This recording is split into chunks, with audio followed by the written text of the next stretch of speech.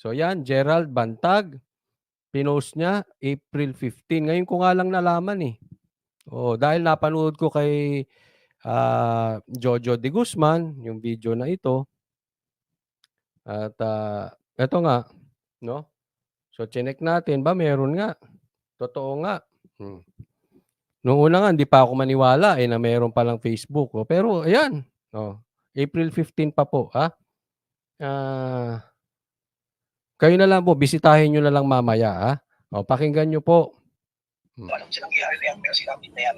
Kasi napakaibusin ko bumalik yan, kahit mula ng yung sumasabi ng mga pag-isipin na tinuro ako. Pero nung natin ako sa CDI, torture ko sobra, ako po. Mentally torture kasi hindi ko po alam kung saan ako ilalagay na selda. Tapos nung nalaman ko po yan, syempre ko nasa Palawan na wala akong kapanood kung ako ng TV road. Dahil alam ko na kung nagkuha ko man yan. Hawak-hawak nila. Kaya nga po nung nakausap ko din si Muhammad Labra nung huli na ito lang kung mga huling araw, sinasabi na nga para tayo ng pipinipit ng ito kasi wala naman tayo magawa nito, tuloy buhay na natin ang kapayanin ko sa parte ko po, kasi sinabi ko yan ang maraming beses yan. Meron po bang sound yung video? Torte ang biyerna. Wala ko alam dito, kaya nga nung pinatawag ko ako ni SOJ sa harapan, hindi na mismo ko kasama si Director Lemos. Isa lang po ang tinanong sa akin ni SOJ.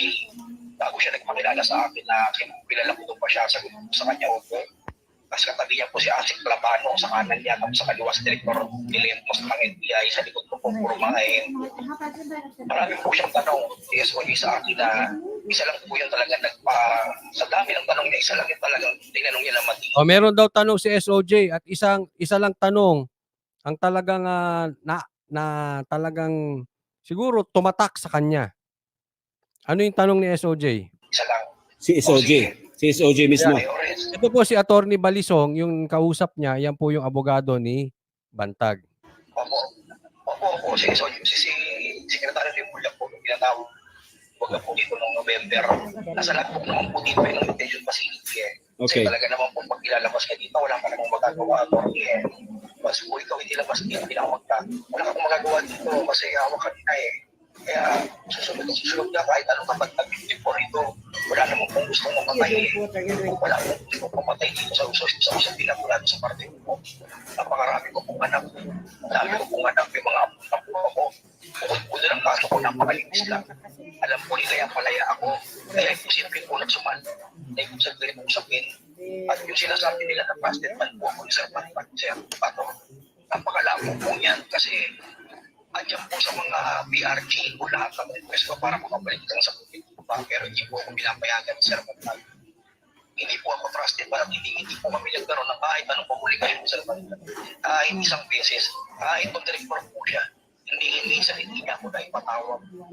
Kaya nga po, tinanong ako ni SOG ng tanong, sabi niya po, alam mo ba na kahit anong oras pwede kitang palayain, sagot ko po. Alam ko kasi nakakapila yung kaso ko sa pagpapapinsa ko. O sige, isang tanong sa sagot. So ito pong sagot lang. May kilalaman ba si Director Gerald Bantag sa pagpapapupat? Kaya pakinggan nyo. Pero sila, simagot po ako, wala akong magagulog ko. Wala akong walang kinalaman si DJ Bantag sa pagkamatay ni Percy Lapid. Posible po yan. Alam niyo po yung reaction ni Secretary Remulla. Umiikot sa upuan. Ako umiikot sa upuan. Umiikot siya doon. Alam niyo po sabi niya sa akin, wala kayong buwang informasyon dyan. Patayuin nyo na yan. Kumaga po, ako naman po, kung ano ba yun ang galing yung salaysay dyan. Yan po, sobrang takot sa buhay ko.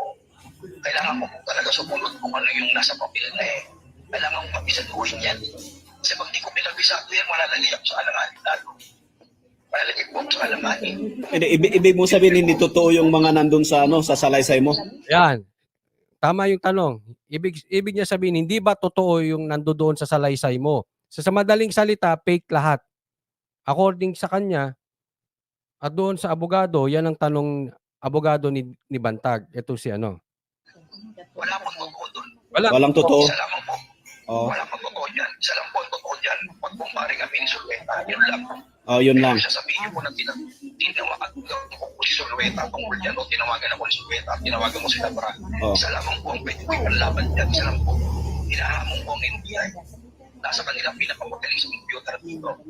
Buksan nila yung cellphone ko na nasa kanila. Kung merong WhatsApp na tinasabi nilang application yan sa cellphone ko na nasa kanila. Yan lamang po. Kasi yung tinasabi nila na nag-connection kami nila Prato, WhatsApp, hindi po ako marunong gumamit ng WhatsApp. Okay. Hindi ko alam yan. Nung ginawa niyo yung ano, Denver. Yung ginawa niyo yung statement mo, andun si SOJ?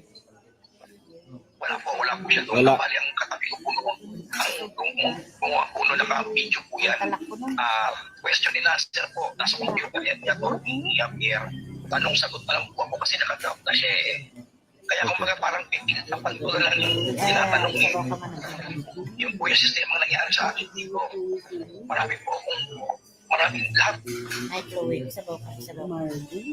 Kuya, pero walang totoo yan, malipas kung pare kami. Wala Okay. Ako ni Sumpay, wala sinabi pare may trabaho. Wala po katotohanan yan. Kaya nga po gusto ko makausap si pare Rick kasi hindi siya nagre-reach out sa pamilya ko. Kasi gusto namin lang ipagtutulungan. Alam namin sa mga sarili namin, walang katotohanan ko. Alam namin na ito, more on demolition job dapat kay Director Bantag. Sabi ko nga po, sana ako po talaga, pinilit ko talaga tulad na mapapunita sa inyo. Kahit po kaya Torni Gatayan, sinubukan kong manap sa page niya. Baka sakali ito sa kanyang mga post, makita niyo yung aking comment. Katulad po ng ginawa ko sa inyo. Makakunin pa po ako. Ay parating ko yung gusto kong iparating. Ganun din po yung sila Commander Labra. Kasi yun lang ako puputang iba nakakausap. Dahil nung unang gabi po na ginawa ko pagkatapos sa kumaton ko doon sa pangkaas, humingi po ako talaga ng isang paalam lang. Kaya Torni Javier na, sana po Torni, ipaharap naman ako kay Commander Labra. Dudugtungan ko kung ano sa laysay niya. Kung yun naman ako ko eh. Siyempre po, buhay ko na yung natatayaan ng mga oras na yan po. Okay. Okay. So, nakikipag-coordinate sa'yo si Attorney Javier? Hindi na? Ngayon po, hindi na nila ako pinatawag. Mula po ng huling-huli, siguro. Pwede ba kayong bisitahin dyan sa ano? Pinapayagan ba nilang may bumisitang abogado dyan sa NBI? Opo, pwede po. Pwede. Pwede po. Kasi nung huli po, may pinadala daw si Sir Bantag para sa akin na dalawang abogado. Si Atty. Silleres at saka si Atty. Mercado. Hindi na po tumali mula po noon. Ay, ang akin po kasi ganito. Kaya ko rin po idiniin yung mga salaysay na yan na pinatutuan kung sinong pang-promise ko yan. Doon sa harapan lang sa NBI po sa taas. Dahil yung pangako sa akin, Commander Labrana, sagot niya po yung acceptance fee ni Atty. June. Ang acceptance fee po kay Atty. June, 1 milyon. Nako, 1 milyon. Wala naman po akong trabaho. Ang asawa ko po isang teacher. Okay. Wala po akong pagkukulit na yan. Kaya nga po, ang salita pa sa akin, Commander Labrador, labi ko lang kasimple yan. Nandito na tayo, tugtungan mo yung salaysay ko. Inabot niyo po sa akin yung maleta papel. Ayan yung WhatsApp number ko. Sino nagsabi niyan? Si Labra? Si Commander Labra po. Si Commander Labra. Basta tugtungan mo yung salaysay ko para hindi tayo malagay pare-pare sa alam natin. Dahil nandito na tayo, Tol. Mamamatay ka rito, mamamatay ako rito. Wala na. Hindi magagawa ka rito. Kaya naman natin kainin ito kung nandito tayo sa actual na hearing kung masasampayan sa korte. Pangako ko sa akin, Commander Labra, isa lang. Buhay sa isang muna. Ang acceptance bilang abogado mo sa buwan. Pangalawa po, ang pangako daw sa kanilang SOJ, pag tamaan man kayo sa asunto dyan, prepare sila. I-endorse ko kayo kay BBM ng conditional pardon. Nako. Yan po ang sinabi sa akin, Commander Labra, na sinabi din naman sa akin yan na po, yan. Malinaw po yan. Kaya ko pong matutunganan yan na ang sinabi ni Atty. Javier sa harapan ginis ko ng abogado at abogado ko mismo noon nung time niya siya po ninyo. Nagsabi na ang papangako sa inyo ng SOJ ay i-endorse kayo kay BBM kahit pamaan kayo sa kaso sa Persilapin para dyan lang sa kaso na yan ng conditional pardon. Pero yung dala-dala yung dating kaso hindi nila pakikialaman. So ako po, iniisip ko kung bibigyan niya ako ng conditional pardon kung matuloy man yung kaso. May posibilidad na po ako hindi makalaya. Pero pag iniisip ko po yung sitwasyon na to, hindi ko kayang mag-testify sa korte na gawa yung kwento at maglubog ako ng tao na kapulan din rin. Baka rin may parang sulueta na walang katotohanan. Ako po ay kung ako makasalanang tao, aminado po ako. Pero hindi ko po sa pagkakataon na po, hindi ko kayang sirain yung pagkatao ng isang sulueta na walang ginawang pangit sa akin para magsalaysay ako ng hindi ko po. Nakukonsensya na siya eh. December, January. Kumahanap po akong paraan sino sa inyo ang pwede kong konektahan. Gumagawa po ako ng paraan. May pinsan ka ba na inutusan na babae na kumukontak sa amin? Opo, si Amor, yung mataba po. Bibisanin mo po. Oh. Meron po akong pinapano ko po na piniti niyo makakontak nila Ator Balisong tsaka kay Ator Ligacayan kasi sila lang ang pwede ko malapitan, sila lang ang pwede ko magtiwalaan dito. Dahil anytime po, pag di ko lumabas itong ginagawa ko na to, hindi ko na po alam kung saan ako pupunta. Okay. Sige. Ito pong ginagawa ko, gusto ko ditong ilabas kahit sa taong bayan. Yung ginagawa ni SOJ na Sa boka. Marbo. pag-demolition job kay Director Bantag, napakahirap tanggapin para sa pag-deploy na. Unang-una po, wala akong connection sa Ayan, ito po kasing video na ito ay mahaba po ito. At pinakita ko po sa inyo, no? At dahil nilabas po ito ni Bantag, ni DJ Bantag sa kanyang Facebook page.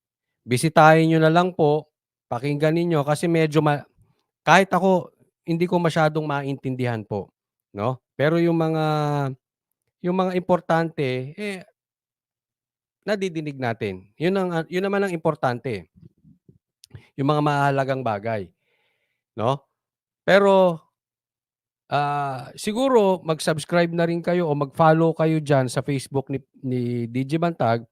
Baka diyan na po siya magpaparamdam ng kung meron man siyang kailangang sabihin or siguro kung siya man ay tatakbo bilang senador, baka diyan na rin po siya magsasabi. Oh, so yan po yan, Gerald Bantag. Ha? Nakikita naman niyo po ito, Gerald Bantag, ito po yan. Mafa-follow niyo po siya diyan.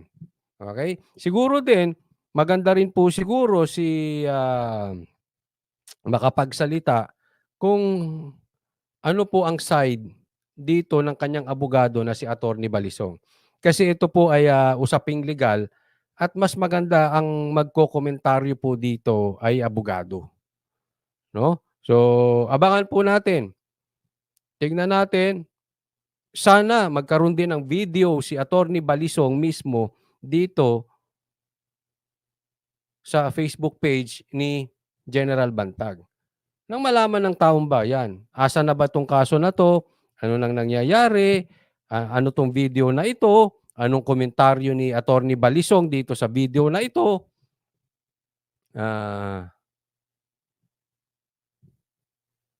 Kamusta na si Denver? Kamusta na sila? Siya po ang makakapagbigay linaw ng mas detalyado at mas malalim ng naaayon sa batas. Ayan. So, sana magsalita rin si Attorney Balisong. Yan lang po, panawagan natin. At suportahan natin si DJ Bantag kung tatakbo siyang senador. Ako, palagay ko, tatakbo si DJ Bantag kung meron lang talagang, kasi na-interview naman natin siya. May interest siya. Ang problema lang talaga ay yung, alam mo na, makinarya. Pero kung mabibigyan siya ng tsansa na makinarya, lalo't magiging siyang parte ng partido ni Tatay Digong, magandang laban to. Maganda ito.